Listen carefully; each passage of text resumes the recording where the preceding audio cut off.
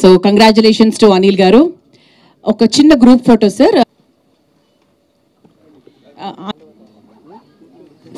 మా రైటర్ సాయి గారు అంటే ఇప్పటికి మళ్ళీ మేము వెనక్కి వెళ్ళాము.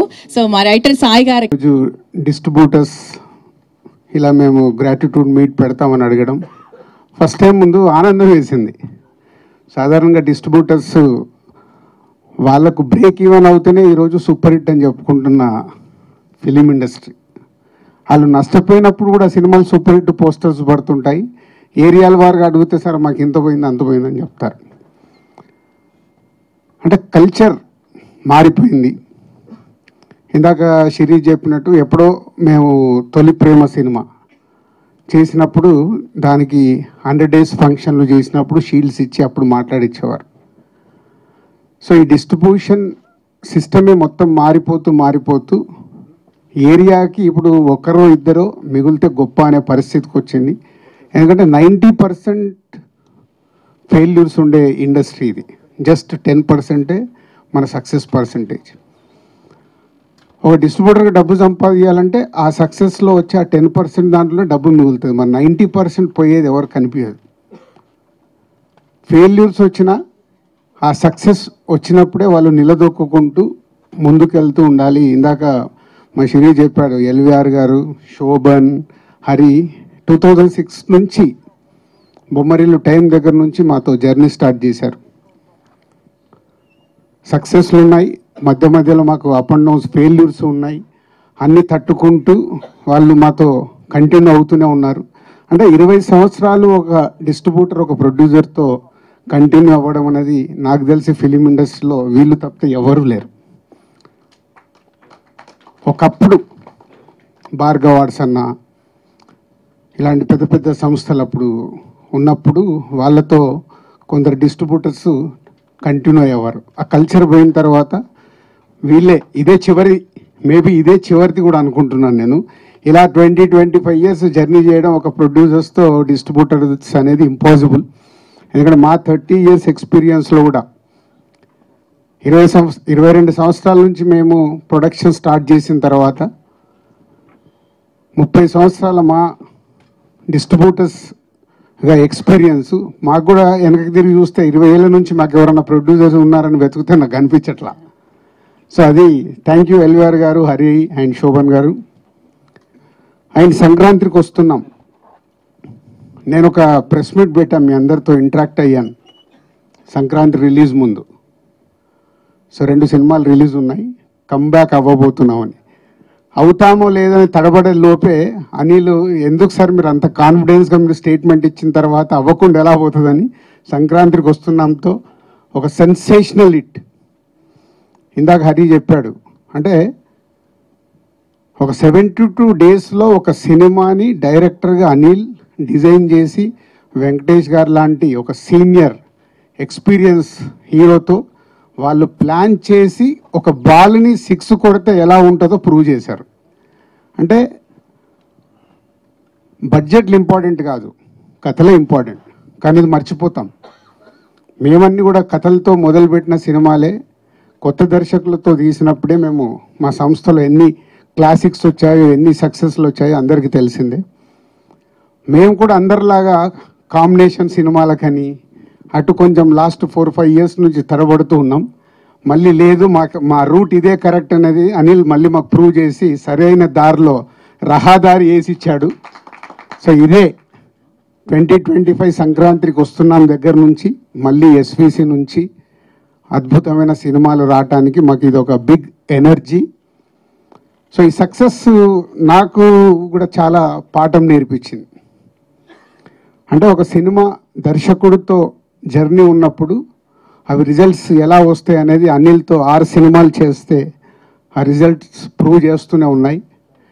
మా ఇద్దరి మధ్యలో పెద్ద సంభాషణ ఉండదు. సరే నేను ఇలా అనుకుంటున్నాను స్టోరీ చెప్పేస్తాడు అనిల్. సరదాగా వచ్చి టీ తాగుతూ ఒక 1/2 hour 40 minutesలో స్టోరీ చెప్తాడు. అక్కడే జరుగుద్ది మా కాన్వర్సేషన్. మళ్ళీ దీనికోసం సిట్టింగ్స్ అని ఎప్పుడు ఉండదు. తర్వాత అంతా అయిపోయిన తర్వాత పిలుస్తాడు, సార్ ఎడిటింగ్ అయింది వచ్చి చూసుకోండి. అంత క్యాజువల్గా. అంటే ఎక్కడ అనిల్తో తీసిన 6 సినిమాల్లో నాకు గుర్తుండి ఎక్కడ ప్రొడ్యూసర్గా నేను స్ట్రెస్ ఫీల్ అవ్వాల. ఒక కంఫర్ట్. అనిల్ కూడా అలాగే ఉంది.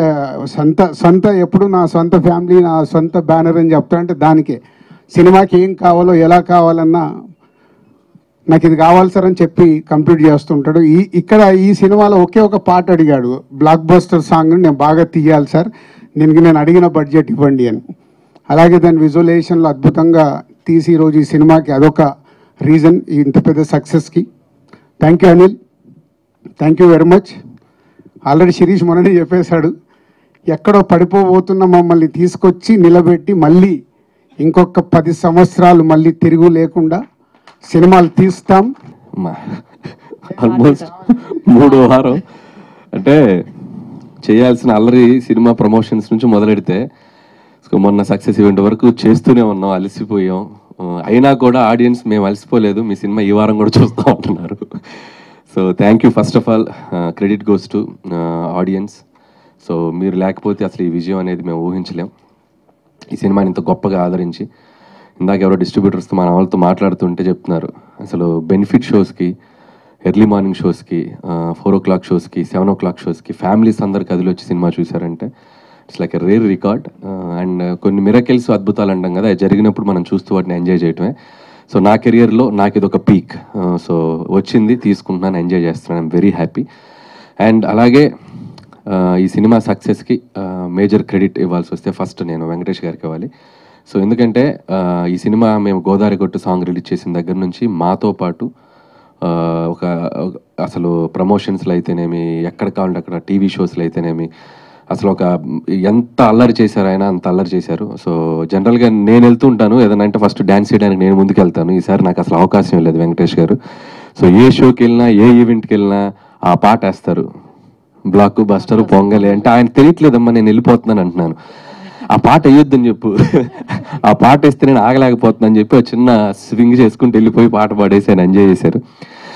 అలాగే ఈ సినిమా రిలీజ్ అయిన దగ్గర నుంచి కూడా ఎవ్రీడే ఆయన ఈ సక్సెస్ని ఇద్దరం షేర్ చేసుకుంటూ బాగా ఆయన నాతో అంటే ఎలా ఉండాలి సక్సెస్ వచ్చాక కూడా, ఎలా దాన్ని కంటిన్యూ చేయాలి నెక్స్ట్ అనేది కూడా ఆయన నాతో ఫోన్లో మాట్లాడుతున్నాను, గైడ్ చేస్తున్నారు.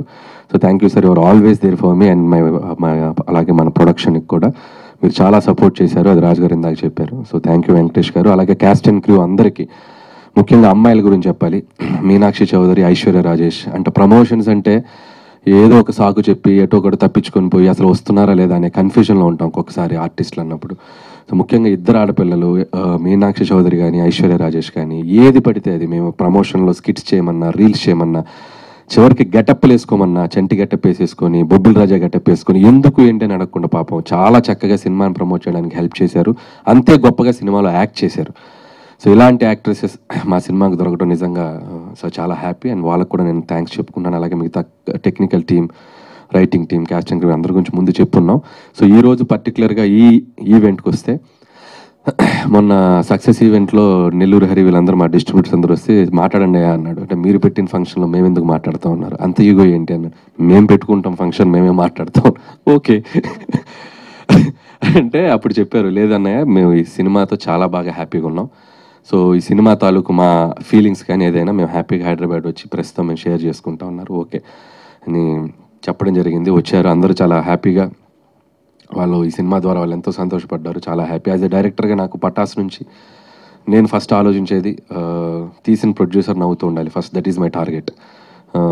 మొదటి రోజు మార్నింగ్ షో అయ్యాక నేను వెళ్ళి ఆ ప్రొడ్యూసర్ని ఫేస్ చేస్తే ఆయన నవ్వుతూ ఎదురు రావాలి, వీడు ఎందుకు వచ్చాడు అనే ఫీలింగ్ ఫేస్లో ఉండకూడదు. సో అది భయం నాకు, ఎందుకంటే నా రూపాయి కాదు అతని రూపాయి. సో ప్రొడ్యూసర్స్ డబ్బు సేఫ్ ఉండాలనేది ఆలోచిస్తాను ఫస్ట్ నుంచి. సో అదే క్రైటీరియా పెట్టుకొని పనిచేస్తూ వచ్చాను. ఇది 8 ఫిలిమ్స్ అయిపోయాయి. సో 8 ఫిలిమ్స్ కూడా తీసిన దాంట్లో 6 ఫిలిమ్స్ ఈ బ్యానర్లోనే. సో ఒక 2 బయట చేసాం, పటాస్ కానీ అండ్ భగవంత్ కేసరి. సో ఈ 6 సినిమాలు ఎంత వచ్చింది సార్ రాజు గారు? నా లెక్క ఎంత? అది మొన్నే వచ్చేళ్ళారు, మళ్ళీ వస్తారట. సో జోక్స్ అపార్ట్, ఆయన చాలా హ్యాపీగా ఉన్నాం, నేను హ్యాపీగా ఉన్నాను, నన్ను ఆయన బాగా చూసుకున్నారు. సో అలాగే నేను చేసిన సినిమాలు వాళ్ళు హ్యాపీగా ఉన్నారు. అండ్ ముఖ్యంగా ఎస్విసి అనే బ్యానర్ మేము కాలేజ్ డేస్లో నుంచి, నేను ఇండస్ట్రీకి వచ్చిన రోజుల నుంచి కూడా చూసాను, ఎన్నో గొప్ప ఫిలిమ్స్ తీసిన బ్యానర్ అది. సో వాళ్ళు ఇంకా కొన్నేళ్ళు కాదు, కొన్ని డెకేడ్స్, కొన్ని జనరేషన్స్ ఆ బ్యానర్ ఉండాలి, ఉంటుంది. తదాస్తు. So wish them all the best. అలాగే డిస్ట్రిబ్యూటర్స్ అందరు బ్రెయిన్లో సీటెడ్ శోభన్ గారు చెప్పినట్టు ఈవినింగ్ అయ్యేసరికి ఫోన్ చేసేవాడిని పాపం, ఎంత కలెక్ట్ చేసింది ఎంత చేసిందని. పాపం మిడ్ నైట్ అయినా ఫోన్లు ఎత్తేవాడు. ఇంకైతే పౌడర్ వేసుకొచ్చారంటే ఈరోజు ఆనందం, లేదా ఇంట్లో చెప్పొచ్చారా టీవీలో కనిపిస్తున్నాను చూసుకోండి అని. శోభన్ గారిని ఎంత వచ్చిందో చెప్పండి అంటే, లెక్క చెప్పకూడదు, లెక్క చెప్పద్దు, మనం బాగా చేసిందని చెప్దాం, లెక్క ఎందుకు చెప్పాలి అన్నాడు. లెక్క చెప్పరా మీరు? నేను చెప్పరా? చెప్పాలా వద్దా? చూసారా, లెక్క చెప్పుకో నంబర్స్ వచ్చినాయి వాళ్ళకి, చాలా హ్యాపీ. సో ఏదైతేనే నంబర్లన్నీ చాలా అద్భుతంగా వచ్చి డిస్ట్రిబ్యూటర్స్ అందరికీ ఈ సంవత్సరం సంక్రాంతి వాళ్ళకి మెమరబుల్ అయింది. సో యాజ్ అ డైరెక్టర్గా నాకు అది చాలు. అండ్ అలాగే ఈ సినిమా ద్వారా మనకి పెదరాయిలో ఒక డైలాగ్ ఉంది, నేను ఎప్పుడు వినలేనిది ఒకటి చూడకూడదు ఒకటి చూశానంటారు ఎంఎస్ నారాయణ గారు మోహన్ బాబుతో. అలా నేను వినగనేమో అంటే 6 కోట్లు 100 షేర్ కొట్టింది. అసలు నేను రీజనల్ ఫిల్మ్కి చూడలేమని అనుకున్న 300 కోట్లకు రాసంట. ఆ నంబర్ చూడబోతున్నాను. సో హ్యాపీ, చాలా హ్యాపీ. అండ్ సో నెక్స్ట్ చేయాల్సిన సినిమాలకు కూడా ఇప్పుడు ఒక చిన్న మోర్ రెస్పాన్సిబిలిటీ పెరిగింది అనుకుంటున్నాను. ఇంకా జాగ్రత్తగా మిమ్మల్ని ఎంటర్టైన్ చేయడానికి ఎప్పుడు ఉంటాను. అలాగే మా ఫ్రెండ్ సాయి కూడా కొద్దిగా ఏదో ఎమోషనల్గా ఇదయ్యాడు. సో నేను అవేవి పట్టించుకోను. సాయి థ్యాంక్స్ ఫర్ కాదు అది పట్టించుకోననే అదే అదే థ్యాంక్స్ ఫర్ నా తరపున నువ్వు మాట్లాడినందుకు చాలా హ్యాపీ సాయి. అండ్ అలాగే ఇక్కడ స్టేజ్ మీద ఉన్న వాళ్ళు ఎవరి మనోభావాలను దెబ్బతీస్తుంటే బై మిస్టేక్ మీరేం ఫీల్ అవ్వకండి, చాలా హ్యాపీగా ఉన్నారు అందరూ. సో అందరి తరపున నేను అడుగుతున్నాను, so be happy and stay positive and ఫిర్ మిలేంగే. మళ్ళీ ఇంతటితో అయిపోయింది అనుకుంటున్నారేమో, మళ్ళీ ఏదో ఇంకొక ఈవెంట్ ఫినిషింగ్ టచ్ చేస్తాం. సో అందరికీ ఎగ్జిబిటర్స్ని కూడా, ఈసారి డిస్ట్రిబ్యూటర్స్ వచ్చారు, ఎగ్జిబిటర్స్ని కూడా పిలిచి సో చాలా గ్రాండ్గా అందరికీ సంక్రాంతికి వస్తున్నాం సక్సెస్ షీల్డ్స్ అన్ని ఇచ్చి, అందరూ వెంకటేష్ గారు అండ్ మన యాక్టర్స్ అందరూ సినిమాలో పనిచేసిన టీం